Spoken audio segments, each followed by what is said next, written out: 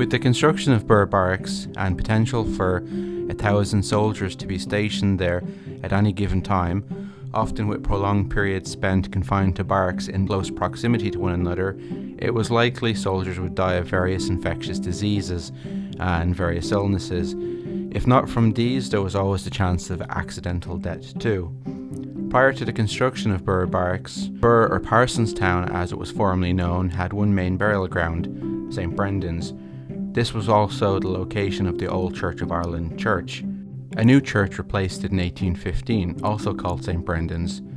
The burial ground had been in use for centuries and contains earlier military burials which predate Birr Barracks. One such memorial belongs to Sergeant Major Thomas King of the Wicklow Regiment Militia, who died on the 16th of April 1799. Sergeant Major King was very likely involved in the suppression of the 1798 rebellion. With the need for more burial space, with the influx of soldiers, a new burial ground was constructed on the outskirts of the town in the townland of Drumbawn. This cemetery would also cater for townspeople and take pressure off the overcrowding at St Brendan's. The new cemetery was where the majority of military burials took place. This is clear when looking through the Church of Ireland parish burial records. Occasionally, burials of officers still took place in St Brendan's, including Adjunct Robertson Mackay, who was murdered at 4:30 p.m. on the 11th of August 1843 when one of the soldiers he was drilling on the drill ground shot him dead, apparently due to excessive drill during hot weather. While Adjunct Mackay was buried in a lavish tomb, his murderer was hung and buried in a mass grave on the grounds of Tullamore Jail. Towards the middle of the 19th century, the cemetery began to experience overcrowding and neglect. It had been used to bury the victims of several cholera outbreaks in the town. At the time, the Earl of Ross offered the military in town the use of a field rent-free as a new burial ground, but neither the military nor the town's inhabitants took any measure to secure the land. The condition of both cemeteries deteriorated further.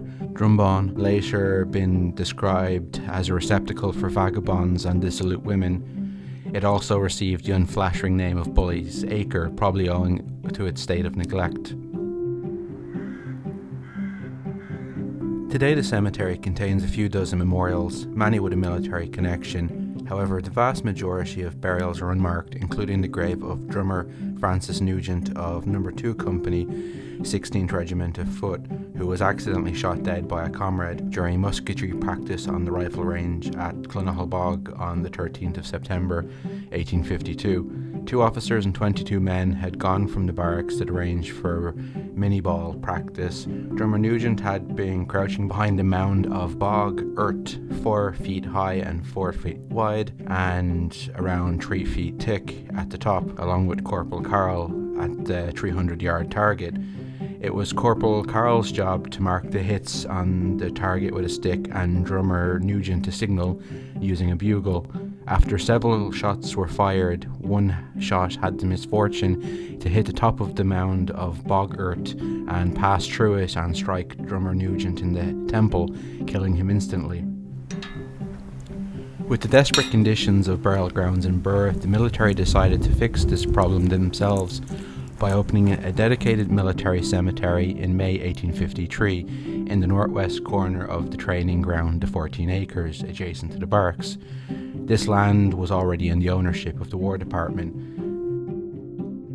This cemetery would exclusively cater for the burial of soldiers and their families. In 1874, it was extended, which doubled its size.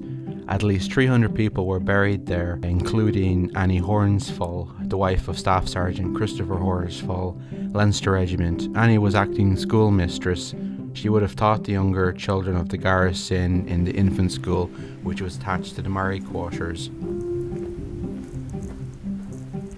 In 1869, the town solved its own problem of a burial ground with the opening of Clonagh Cemetery, which was laid out in a typical Victorian class-based fashion. Despite some initial reservations that the cemetery would fill up too quickly, the authorities allowed military burials to take place here.